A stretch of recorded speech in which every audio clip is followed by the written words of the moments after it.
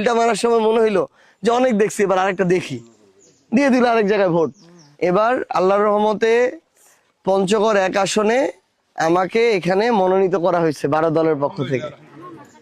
এবং এই জন্য আমাদের এই আসনের আমাদের জোটের অন্যতম আরেকজন শক্তিশালী প্রার্থী ছিলেন আমাদের জেলার সম্মানিত আমির সাহেব। উনি নিজে মনোনয়ন দাখিল না করে বরং আমার সাথে ছিলেন এবং আমাকে সমর্থন দিয়ে ওইখানে ছিলেন ওই দিন আর কি। আমার গতদিন হচ্ছে আমিরে জামায়াতের সাথে কথা হচ্ছিল আর কি।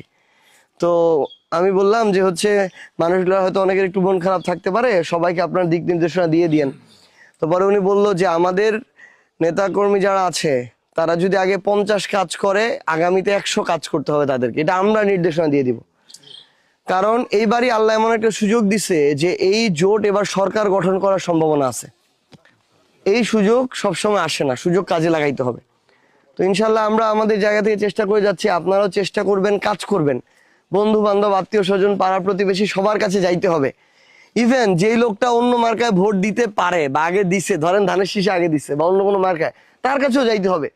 মানুষের মনের ভিতরে কি চলতেছে আমরা তো জানি না, কোন সময় আল্লাহ মন ঘুরে দেয় আমরা তো জানি না। সিলটা মারার সময় মনে হইলো যে অনেক দেখছি, এবার আরেকটা দেখি, দিয়ে দিল আরেক জায়গায় ভোট। এই জন্য সবার কাছে যাওয়াটা গুরুত্বপূর্ণ। আমি আপনাদের কাছে অনুরোধ করব, আপনারা তো আসেনই, আপনারা সবার কাছে যাবেন ইনশাআল্লাহ।